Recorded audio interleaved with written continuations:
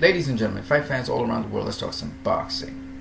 So, we're going to look at Shane Mosley and Floyd Mayweather Jr.'s careers at lightweight. You know, I was on a boxing forum and they were asking who would beat who if Floyd Mayweather was to go up against Shane Mosley at lightweight when they were in their primes. And I thought it was a very interesting question. It spawned off to this question, which is, when you look at Shane Mosley's career and you look at Floyd Mayweather's career at lightweight, who had the better career? So let's examine that. But first, if you guys want to chime in, who do you think would have won if Shane Mosley was to face Floyd Mayweather at lightweight? Okay, they were supposed to meet each other actually. Floyd Mayweather at the time was at super featherweight. He was a super featherweight champion, and Shane Mosley was the lightweight champion. But that fight never came off because Shane Mosley and his dad, they wanted, I think it was $10 million for that fight, and that was way too much back then. So the fight never came off. But who would have won? You tell me. Now, on to the next stuff. We're talking about who had the better lightweight career. Let's look at Shane Mosley's career at lightweight. Shane Mosley at lightweight faced Philip Holliday in 1997. Philip Holliday was the IBF World Lightweight Champion. Philip Holliday had beaten another fighter to become the IBF World Lightweight Champion. It was a vacant title at the time. You can always go and check out Philip Holliday's records. But very importantly enough, after he beat Philip Holliday by unanimous decision, he went on a tear, beating every single opponent that he had to defend his title against, and in emphatic, spectacular fashion, knocking them out or stopping them. And we're talking about guys like John Molina, guys like Jesse James Leah, and guys, tough, durable fighters like John Brown, who actually had never been stopped before in his career. 9 championship fights, undefeated as world lightweight champion, and on top of that, being able to stop 8 of the fighters that he faced. That's very, very impressive. Now, Shane Mosley faced Philip Holliday, and I'm going to use the Ring magazine to show you what was the standings of Philip Holliday. So he beat Philip Holliday in 1997, which means we have to look at Philip Holliday's standings in 1996. And when we do, we see that Philip Holliday was the number 2 lightweight in the world at the time Shane Mosley faced him. Shane Mosley himself then replaced Philip Holliday in 1997 as the number 2 lightweight in the world. Only higher than him was Orzabek Nazarov. But in 1998, Shane Mosley would become the number 1 lightweight in the world, according to the Ring magazine. And on his departure from the lightweight division, which was in 1999, another fighter took over the number 1 spot. Okay, Shane Mosley moving up to welterweight to fight there, and you can see that actually here, where in 1999, after he defeated John Brown, he vacated the IBF World Lightweight title and he moved up to welterweight in 1999, September of it. Okay. Now, in 1999, the number 1 lightweight in the world was actually a person that everyone wanted Shane Mosley to face, which was Stevie Johnson. He was the WBC champion. He had defeated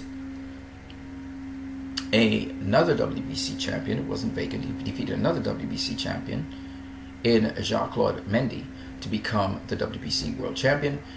Stevie Johnson did that around the same time, actually, as Shane Mosley did in 1997.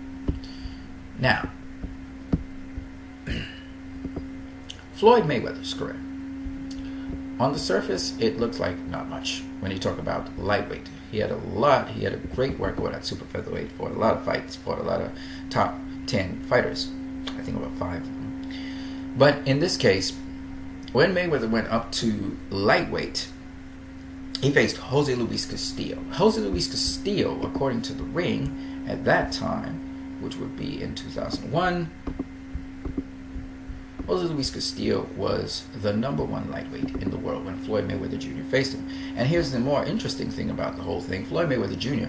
was the number 1 junior lightweight in the world. So Mayweather moved up a weight class to face Jose Luis Castillo, was the smaller guy, and still was able to get the win over Jose Luis Castillo. But it wasn't satisfactory because some people thought that Jose Luis Castillo won that fight, so he had to rematch Jose Luis Castillo the same year. And he did, and he beat him again. He then went on to face 2 more fightors, Victoriano Souza who he got a unanimous decision win over, and then Philip Endu, who he knocked out in the 7th round. When you look on surface value, Floyd Mayweather Jr. at lightweight didn't have as many lightweight fights. He didn't have the spectacular wins that Shane Mosley had. And so, on surface value, we would think that Shane Mosley actually had the better opposition than Floyd Mayweather Jr. did, and a better career than Floyd Mayweather Jr. did at lightweight. I mean, come on now. You see, he had 9 fights at lightweight, just sheer numbers. Fought some known names like John Brown, was a durable guy, Jesse James Leah, and John Molina.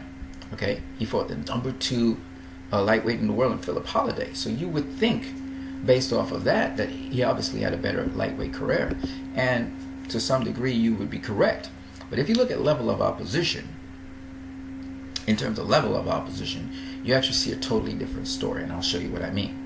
So let's start off with Floyd Mayweather. He faced Jose Luis Castillo. Let's look at Jose Luis Castillo's career, and we'll also look at his rankings. Jose Luis Castillo, if you look at his, first of all, his record, he became lightweight champion beating Stevie Johnson. He beat Stevie Johnson in the year 2000. And Stevie Johnson, as we all know, was the lineal champion who had inherited his title from Jacques-Claude Mendy. Now, Stevie Johnson was also a relatively long-reigning WBC lightweight champion, facing not 1, 2, or 3, but facing 2 top 10 lightweights in the world. Okay, but we won't go into all of that detail.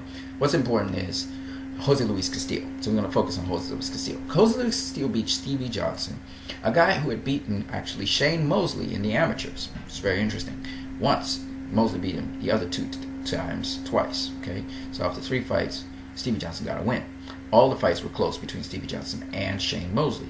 Jose Luis Castillo was able to beat Stevie Johnson, and then in a rematch, they fought to a draw, so they were dead even. Now, that's the only fight that Stevie Johnson ever got to avenge at lightweight like that.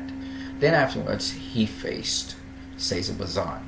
Now, you already saw that in 1999, Stevie Johnson was the number 1 lightweight in the world. Now, we're going to look at Cesar Bazan. And he fought Cesar Bazan in the year 2001. Okay? So, when we look at his fight against Cesar Bazan in the year 2001, what was Cesar Bazan ranked as before that? Well, Cesar Bazan was the number 5 lightweight in the world. So that's 2 top 10 lightweights that Jose Luis Castillo faced in his career so far. And we're going to go on and on and on. You're going to see some stuff, okay? So Castillo beat Stevie Johnson. Then he beat the number 2 lightweight in the world, Cesar Bazan, okay?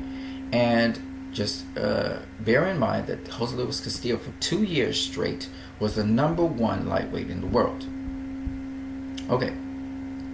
After he beat Cesar Bazan, as you can see here, he then went on to fight another championship defense, okay, which is shown right here.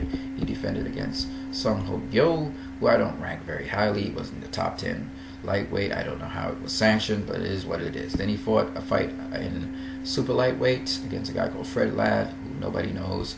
And then he went up to Nevada, and he fought a guy called Juan Angel Macias. I guess these were just to get KOs. He knocked them all out, right?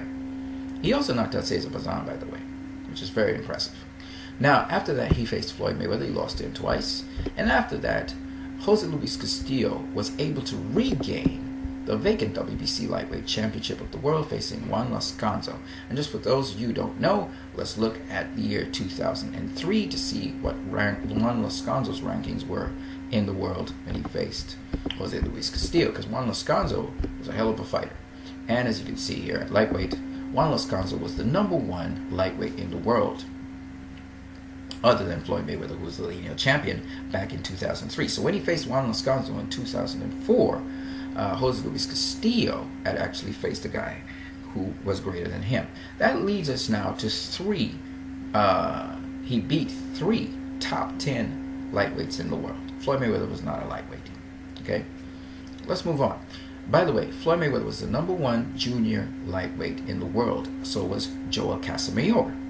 And Jose Luis Castillo, I'm just talking about top 10 guys. If you include Floyd Mayweather, that's 4. And if you could include, well, let's just move on. Juan Lascanzo, that is 5, right? No, that's 4. We have 4 now. Okay, let's move on. So he faced Juan Lascanto.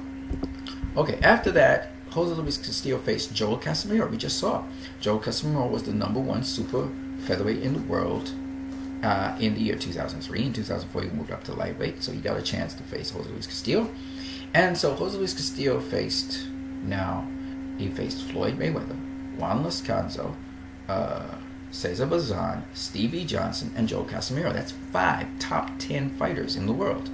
He then went on to face, in 2005, Julio Diaz. So let's just look at Julio Diaz's rankings in 2004. And as you can see here, Julio Diaz was another top 10 lightweight in the world. That brings a total to 6 top 10 lightweights that Jose Luis Castillo faced. He beat 5 of them. Let's move on. Now, after Julio Diaz, then Jose Luis Castillo faced Diego Corrales. Okay? And Diego Corrales, let's just look at it again in 2004.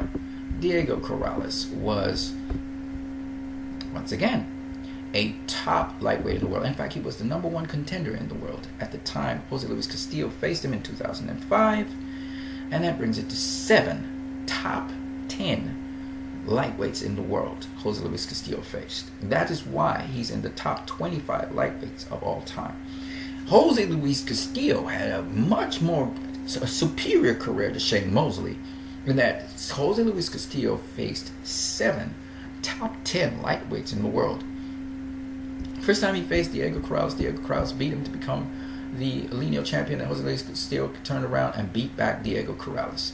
So he had wins over every single of the top 10 lightweights that he faced, except for Floyd Mayweather.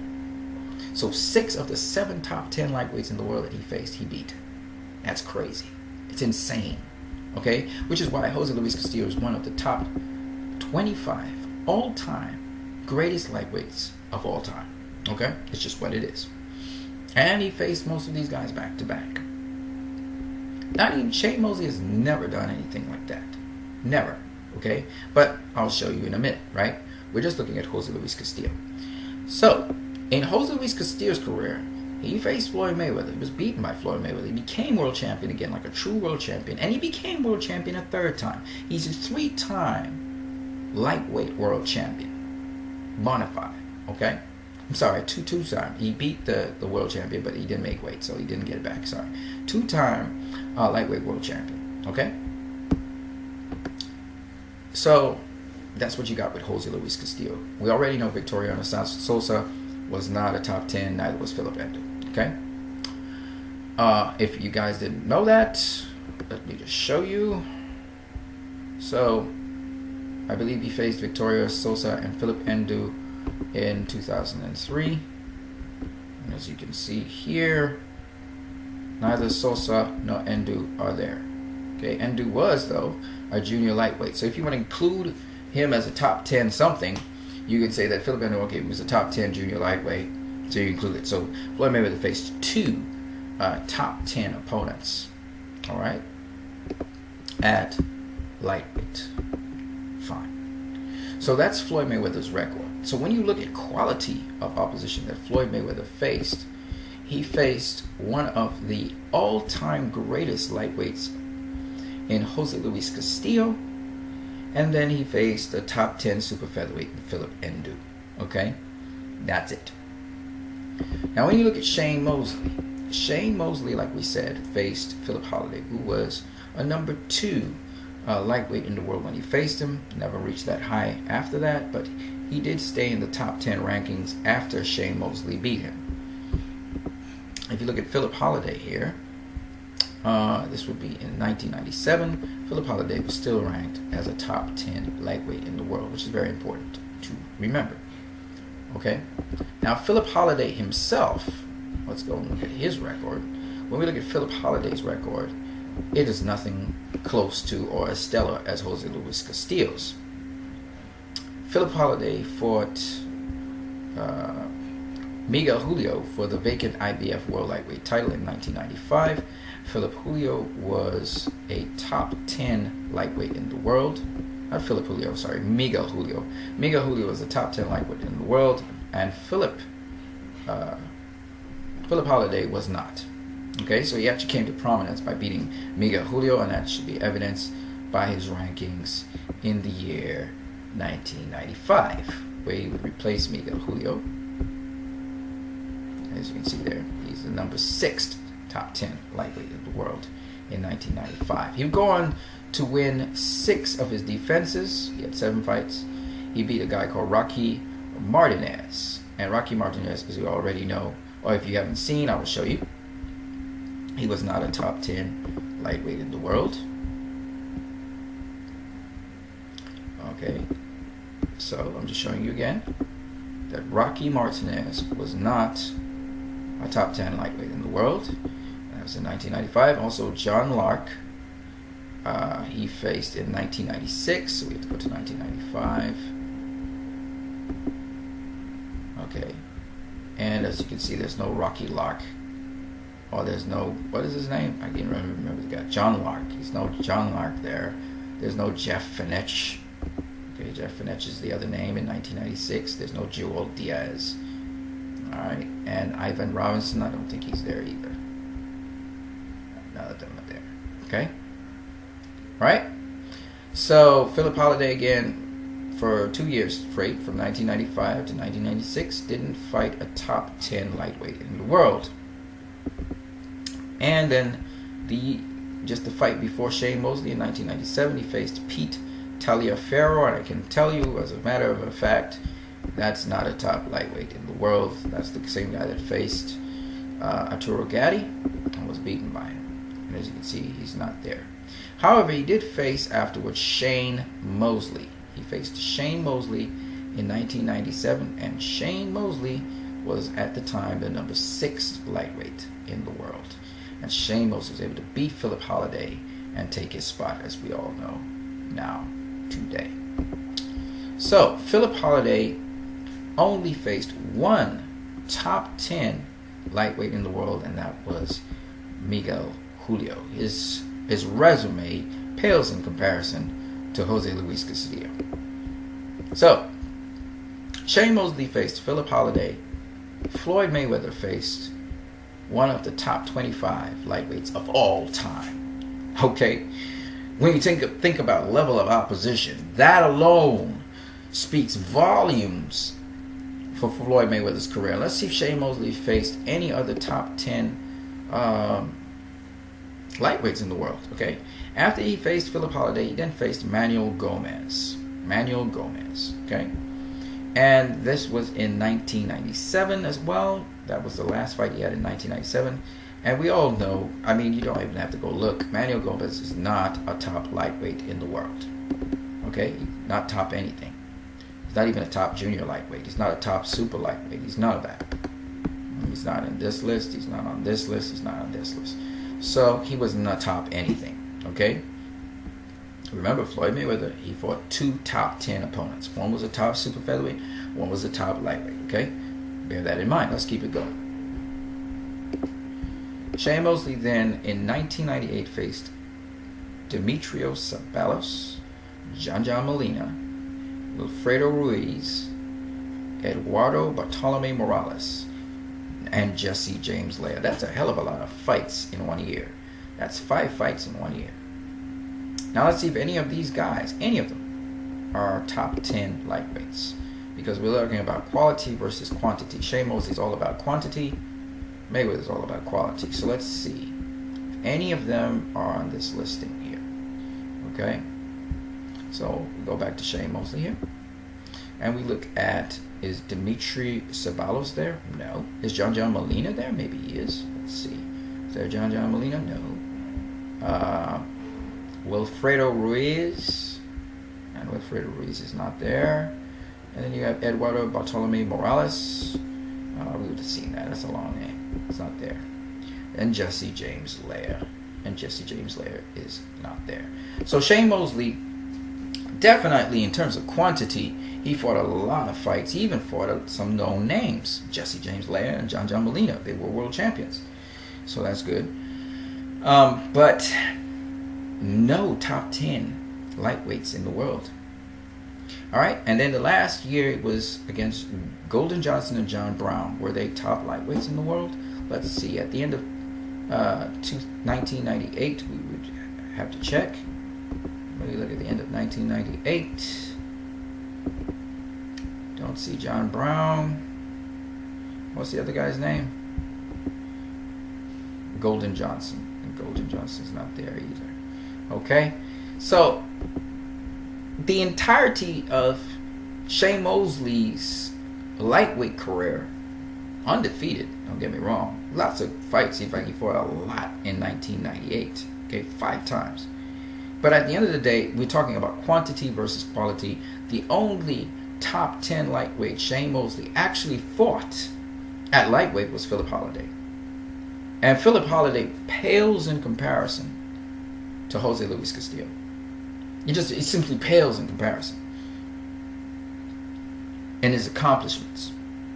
When we talk quality, Mayweather's short little resume is actually superior to Mosley's, in that he at least fought 2 top 10 opposition. Okay, one wasn't a lightweight, one was a super featherweight.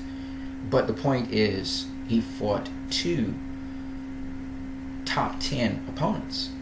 Shane Mosley can't even say that. He only fought 1, and the guy was good. He was number 2 in the world. But even when you look at his career ended after Shane Mosley beat him. He never became world champion anymore. So now we have this quandary. We have this question. Who had the better record? Are we going to deal with quantity? Shane Mosley had a lot of fights against some pretty good opponents like Jesse James Laird, John Molina, and John Brown, and lesser known Philip Holliday. Or are we going to look at quality, where Floyd beat one of the top lightweights of all time, and then he beat a pretty decent super featherweight, or both who were top 10 guys? That's the quandary you have to look at. Who had the better record? Is it all about volume, or is it about quality? If you're looking at it in terms of quality, Mayweather has the better opposition. If you're looking at it in terms of quantity, Shane Mosley wins hands down. Okay? Even though the opponents that he faced at the time when he faced them were not top lightweights, or even top super featherweights, or even top super lightweights. We will take above and below as well, because Mayweather made his career by being a top super featherweight and moved up and fought a lightweight, the top lightweight. So it's fair game to say that Mayweather would fight a top super featherweight, even though I think that super featherweight had a couple lightweight fights before he faced Floyd and knocked out the lightweights, by the way. Philip Endu had a ridiculous knockout ratio at the time he faced Floyd Mayweather. Nonetheless, the point is this, that if you're looking at these opponents, you have to look at them and say, am I going with quantity? And if I'm going with quantity, Shane Mosley wins hands down. If I'm going with quality, Floyd Mayweather wins hands down. Now, as to the matchup, some people say that Floyd Mayweather Jr., he had a tough time with Jose Luis Castillo. And so he finally surmounted Jose Luis Castillo and beat him. Whereas Shane Mosley, he had an easier time with Philip Holliday. And to this, it's very easy to answer. And this is an undefeated Philip Holliday, of course, they say. The question really is, when you look at the caliber of fighter that Jose Luis Castillo is, based on his record and the way how he became world champion again, really, which was the tougher competition? Was it Philip Holliday, who after he was beaten by Sugar Shane Mosley, was never able to get back to the status to be able to challenge him to get back his title? And did he even get back his title after Mosley vacated? Or are you dealing with Jose Luis Castillo, who challenged Mayweather for taking the title from him? And even though he didn't win in his rematch, he was able to, after Floyd vacated, become the number 1 guy again in the division, proving who he was. I mean, that alone should tell you that Castillo was a tougher opponent than Philip Holliday. Everything, his record, his fighting style, if you want to go into that, I don't have any records of that, so I won't talk about that too much. But just based off of records, you can see Castillo fought 7. This is crazy. 7 of the very best. In fact, in terms of number one fighters in the world that Jose Luis Castillo faced, he faced 4 of them. He faced Joel Casamayor, Floyd Mayweather, Diego Corrales, and Stevie Johnson. Now name anyone, not even Shane Mosley at lightweight, who faced 4 of the number 1 lightweights in the world, or number 1 contenders, and you won't be able to do it. Jose Luis Castillo is hands down one of the greatest lightweights of all time. He's somewhere in number 15 or thereabouts. Okay? Shane Mosley, some rank above Jose Luis Castillo, and I think they need to correct that. Yeah, he was undefeated, but the level of opposition Shane Mosley faced is nowhere on the level of what Jose Luis Castillo faced. And facts bear me correct. On that note, you guys have a great one.